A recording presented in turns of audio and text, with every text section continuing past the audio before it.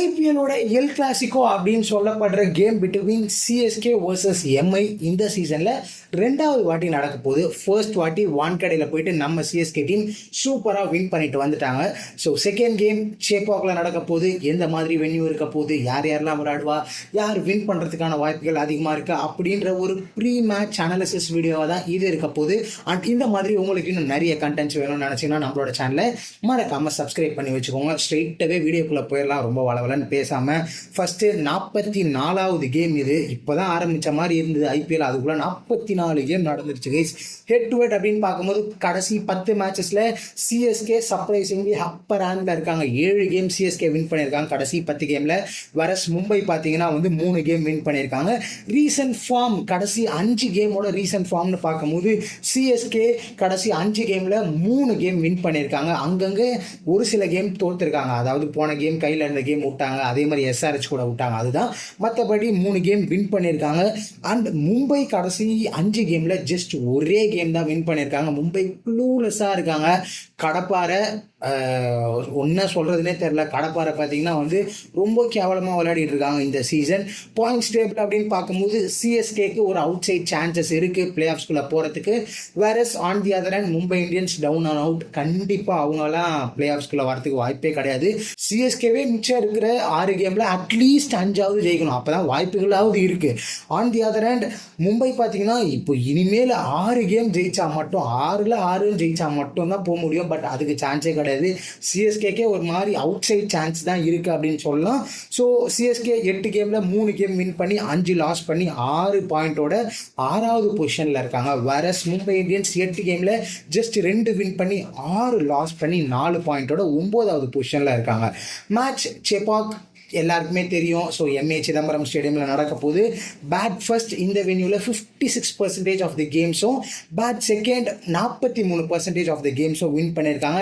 Pacers versus spinners comparison கடைசி 10 matches பார்க்கும்போது pacers இந்த ஒரு வென்யூவில் 66 விக்கெட்டும், ஸ்பின்னர்ஸ் மொத்தமாக 34 விக்கெட் எடுத்திருக்காங்க கடைசி 10 மேட்ச்னு பார்க்கும்போது.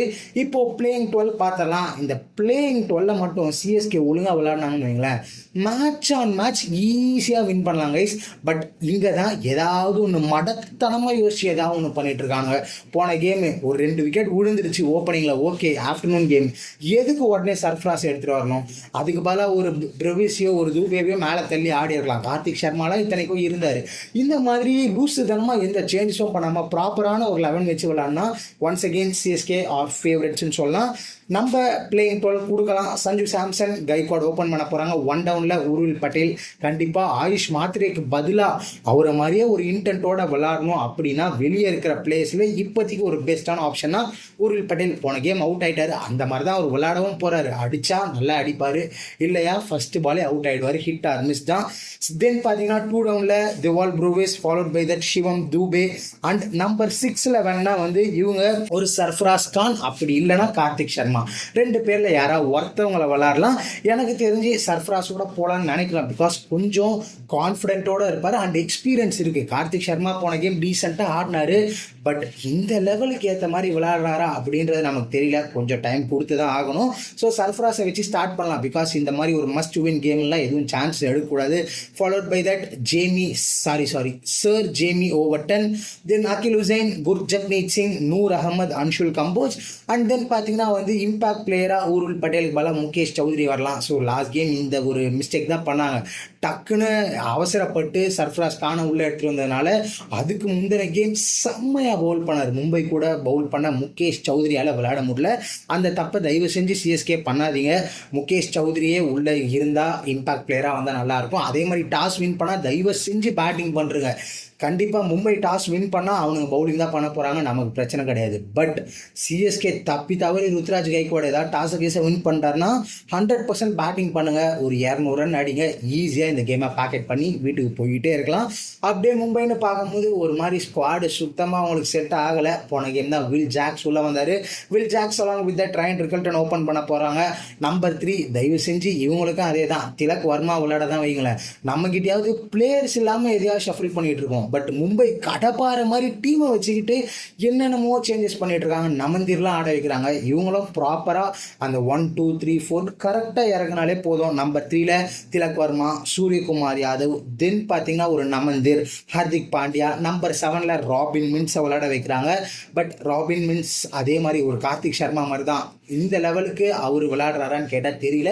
பட் வேற ஆப்ஷனும் இல்லை அப்படின்னும் போது அவர் தான். நம்பர் 8ல Trent Boult, Jasprit Bumrah, Allah Ghazanfar, Ashwani Kumar. Then பார்த்தீங்கன்னா வந்து ஒரு இம்பேக்ட் பிளேயர் அப்படின்ற பட்சத்தில் ராபின் மில்ஸுக்கு பதிலாக ஒரு மயங்க் மார்க்கண்டேவோ இல்லை ஷர்துல் தாக்கரோ இல்லை ரகு சர்மா அந்த மாதிரி யாராவது இவங்க ட்ரை பண்ணலாம். பிகாஸ் இந்த சீசன் இவங்களுக்கு டவுன் அண்ட் அவுட் அப்படின்றதுனால நிறைய சேஞ்சஸ் நம்ம எதிர்பார்க்கலாம் கைஸ். ஏன்னா அடுத்த வருஷமாவது இவங்க ஸ்குவாடை பில்ட் பண்ணோம். அதுக்கு தான் இனிமேல் யோசிக்கணுமே தவிர வெளியே இருந்து எவனா ஜெயிச்சு அவன் தோற்று இவன் தோற்று நாங்கள் உள்ளே வருவோம் அப்படின்னு நினைக்கிறதுக்கு கண்டிப்பாக அந்த மாதிரி ஒரு ஐபிஎல்லாக இது இருக்காது. ஸோ அடுத்தடுத்து சின்ன சின்ன பிளேயர்ஸ் எல்லாம் க்ரூம் பண்ணி கிறிஷ் பகத் 2-3 கேம் விளையாடினார், அவரை கூட உள்ளே எடுத்துகிட்டு வரலாம். இல்லை முகமது இசார் அப்படின்னு ஒரு fast bowler, left arm medium fast bowler இருக்கார், அவரை உள்ளே கொண்டு வரலாம். அதே மாதிரி கேஷவ் மகாராஜ் சைன் பண்ணியிருக்காங்க in place of Mitchell Santner, வேணா அவர் ட்ரை பண்ணலாம்.